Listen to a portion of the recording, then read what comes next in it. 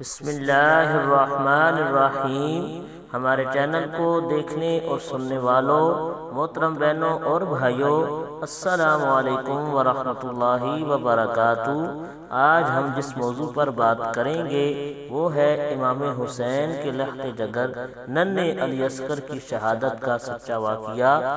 حضرت امام حسین رضی اللہ تعالی عنہ کے صاحبزادے حضرت علی اکبر رضی اللہ تعالی عنہ بھی جب شہید ہو گئے تو حضرت امام نے اہل بیت کو تسلی دے کر خود میدان میں آنے کا ارادہ کیا۔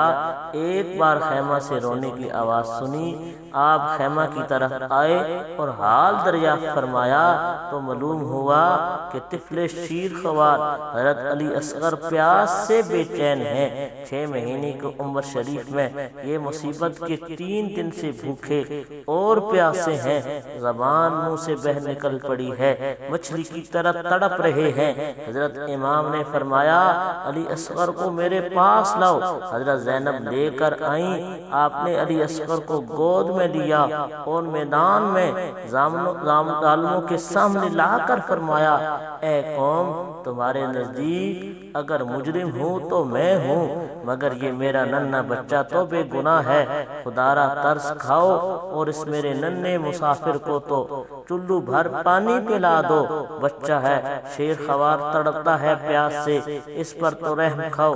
اے قوم، آج جو میرے اس ننھے مسافر کو پانی پلائے گا، میرا وعدہ ہے کہ میں اسے حوض کوثر پر سیراب کروں گا۔ حضرت امام کی یہ دردناک تقریر سن کر بھی ان ظالموں کا دل میں ترس نہ آیا اور ایک ظالم حرمل ابن کاہل نے ایک ایسا تیر مارا جو حضرت امام کی بغل سے نکل گیا۔